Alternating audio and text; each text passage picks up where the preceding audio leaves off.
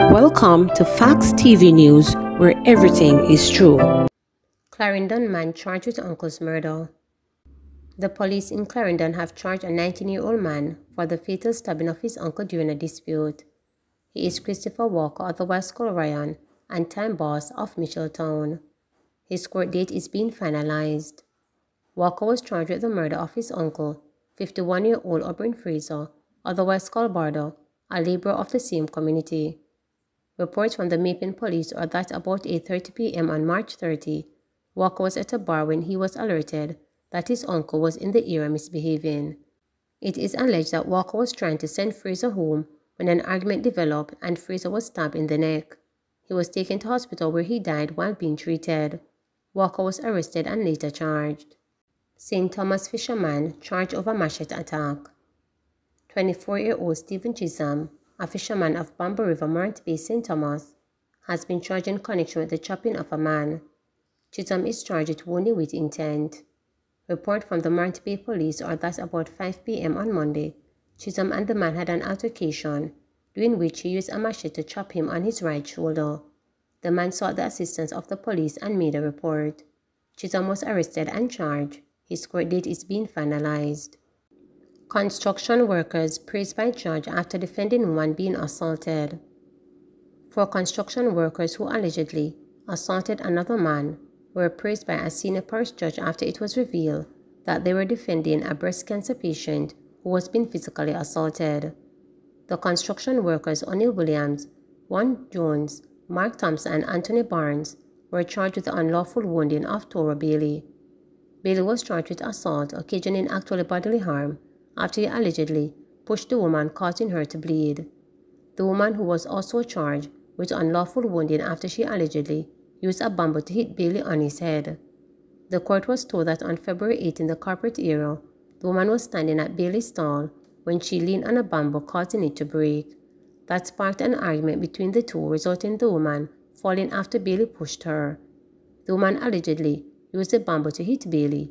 He reportedly retaliated by using the bamboo to hit her on her head. After seeing the woman struggling against Bailey, the construction workers who were doing road work intervened. Bailey pleaded guilty to assaulting the woman. However, the other defendants pleaded not guilty to their charges. That is what you must do when you see a woman in distress. You must help, presiding judge at the Kingston and St. Andrew Parish Court, Roy Cole Montague, said to the construction workers. "Thank you, Your Honor," the men responded. At the same time, the woman told the judge that she wasn't aware of the shop was being used since it was also abandoned.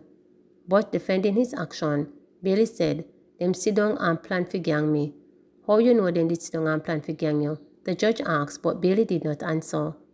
"Mr. Bailey knows that I did surgery," the woman interjected. "You push her knowing that you just do surgery? That's cool. Some people would say that's wicked," Cole Montague said. Turning to the woman, Cole Montague said, "Madam, you do want to be compensated." "No, ma'am. Him have 2 children going to college," she answered, adding that he just needs to take an anger management class. Bill later indicated that he wished to not go further with his case against the construction workers and the woman. Therefore, the court offered no evidence against them. It was also revealed that Bailey had a previous conviction of assault and possession of ganja in 2019, in which he served 3 months in prison. "That was just the other day, and you head hot so already?" Cole Montague asked. Berylum employee nabbed for last month's Portmore robbery. The police have confirmed that another person has been brought in for questioning in relation to the brazen daylight attack on the Berylum security team in last month's multi-million-dollar robbery in Portmore, St. Catherine. Deputy Commissioner of Police in charge of crime security, Fitz Bailey, told reporters on Wednesday that the individual, who is an employee of Berylum, was nabbed in St. Anne on Wednesday with $500,000 in cash. This brings to 7 the number of persons who have been taken into custody in relation to that incident. Of the 6 previously held, 1 man is facing 12 charges resulting from Sunday, March 19 attack on the security team at Scotiabank's Portmore branch. DCP Bailey stressed that the police are using all its interrogative skills and techniques and other resources available to ensure that those who are involved are brought to justice.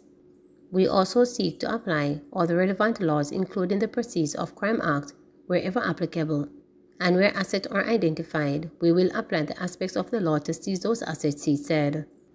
The JCF will continue to use all its resources, including the support of our international partners, to identify organized crime groups and ensure that the full force of the law is applied where necessary, the Deputy Commissioner of Police added. He played dead after shootout with police, but a St. Thomas man who said he played dead after being shot at close range by cops in an incident, which those same cops alleged was a shootout, last week got his 18-year jail sentence reduced, but only by 2 years, after the appeal court conceded that his constitutional rights has been breached.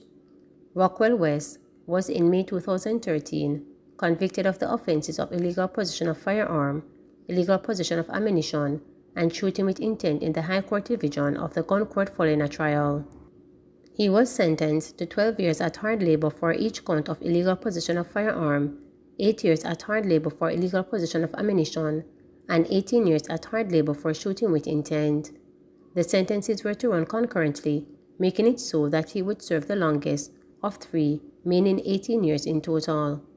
West, however, applied for leave to appeal the same month, but it took 9 years for the transcript of the trial proceedings to be submitted to the appeal court.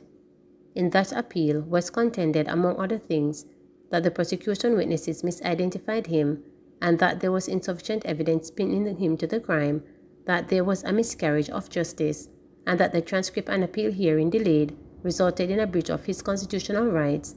He, however, abandoned the challenge to his conviction and sentence. The Court of Appeal, in ruling on the matter last Friday, said in its view the evidence on which the applicant was convicted of the offenses was strong. It said West's attorney, on the instruction of his client, was correct in the decision to abandon the challenge to his client's convictions for the offenses. It, however, conceded that the delay between the applicant's conviction and the provision of the completed record, which is just over half of his 18-year sentence for shooting with intent, is a clear breach of applicant's right to a hearing within a reasonable time. It is unfortunate that in the recent times, this court has had to examine and rule on a number of cases in which there has been significant delay in the provision of transcript, which has, in turn, resulted in delay in the hearing of a number of applications and appeals. Where the delay in the hearing of an appeal or application is caused by the late provision of the record or notes of proceedings, there is no question that this is no fault of the applicant and applicant, the court said. As such, the appeal court said, having considered the circumstances, it concluded that an appropriate redress for the breach of the applicant's right to a hearing with a reasonable time is a reduction in the sentence imposed. We agree with the submission of the counsel from the Crown that in the instant case a reduction of 2 years in the applicant's sentence for shooting with intent is appropriate redress for the breach of his constitutional right to a fair hearing within a reasonable time, it stated. In dismissing his application for leave to appeal the convictions, the court set aside the 18-year sentence at hard labor and substituted it for a sentence of 16 years imprisonment at hard labor.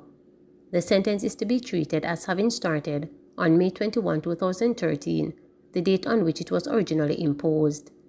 In the evidence led by the Crown during the trial, 2 cops were on mobile patrol duty in a marked police vehicle along the Stewartfield Main Road in Seaford, St. Thomas, when upon reaching a place called Gully, 3 men emerged from the left embankment to the road. According to the cops, West was one of the 3 and was carrying a khaki bag strapped to his body. According to the police, the men ignored their instruction to stop and ran into a lane instead. When the cops chased them, West was said to have pulled a gun and fired at the police.